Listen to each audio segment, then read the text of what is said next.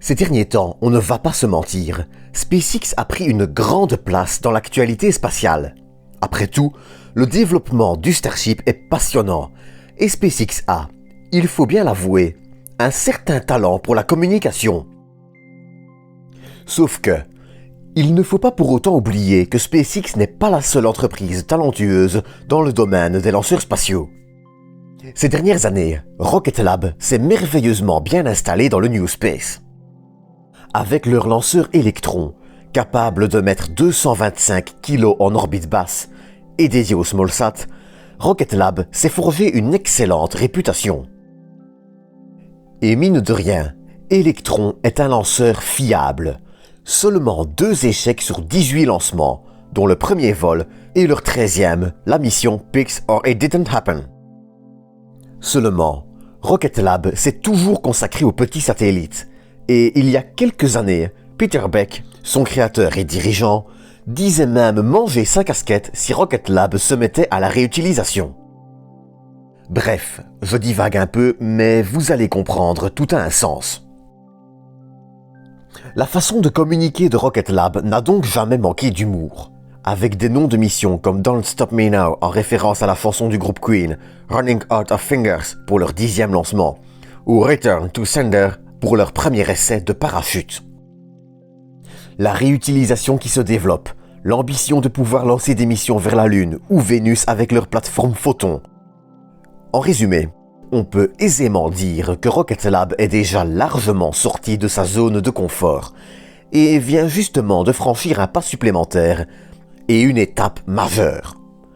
Ce 1er mars 2021, dans une vidéo non sans humour où l'on peut voir Peter Beck manger sa casquette, Rocket Lab a annoncé travailler sur un nouveau lanceur, Neutron, qui devrait décoller en 2024.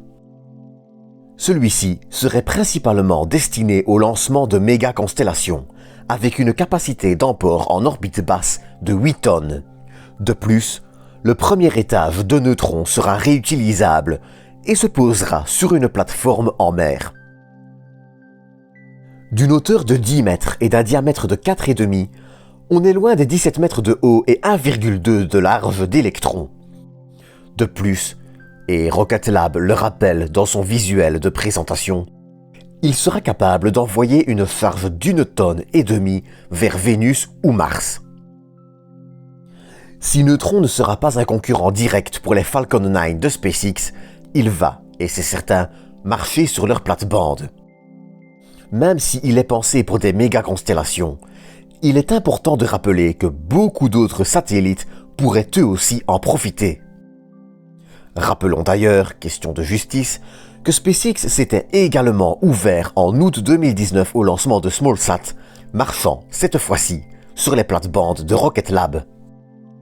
D'autre part, en complément, une Falcon 9 met près de 23 tonnes en orbite basse, contre 8 tonnes pour Neutron, soit une charge semblable aux premières Falcon 9.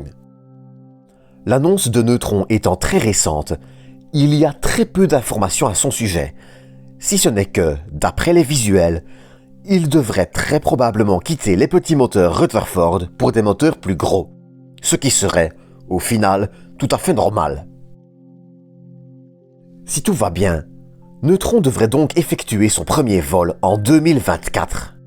C'est loin, certes, mais d'ici là, Rocket Lab peut encore nous réserver beaucoup de surprises.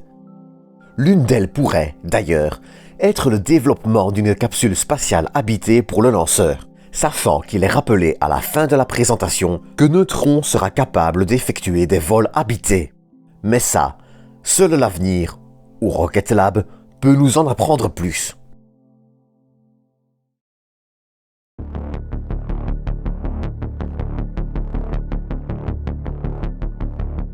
When we say we're going to do something at Rocket Lab, we do it.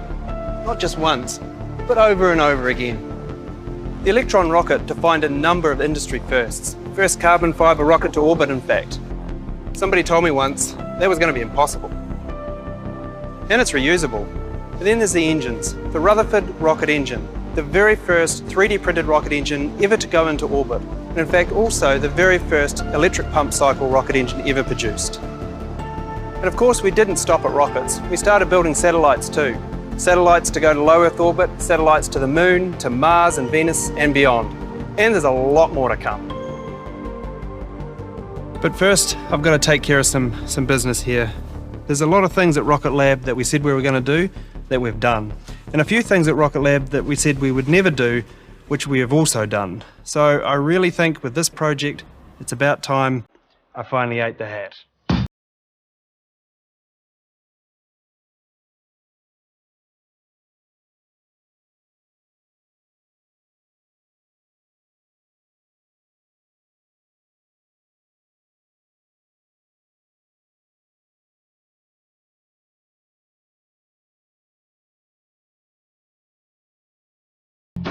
This hat is not tasty. But there's some things we said we would never do. But we're going to build a big rocket. It's called Neutron, and behind me is just the fairing. This is a purpose-built mega constellation building machine for all the mega constellations of today and of tomorrow. It's an 8-ton class launch vehicle, and of course, it's reusable. But one thing that's probably more exciting and most unusual for Rocket Lab is that this vehicle is capable of human spaceflight.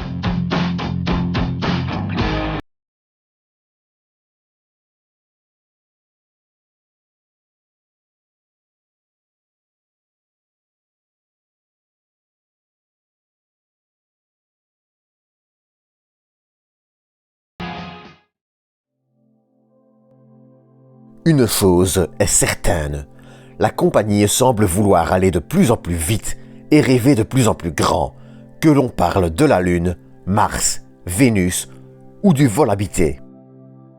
Et très honnêtement, leurs propos sont à prendre au sérieux et beaucoup de choses intéressantes sont à venir. D'ici là, c'est tout pour ce petit numéro spécial dont on reparle. Comme d'habitude, j'espère que vous l'aurez apprécié et je vous donne rendez-vous dans une nouvelle vidéo. D'ici là, prenez soin de vous, prenez soin des autres et à bientôt pour une nouvelle dose d'espace.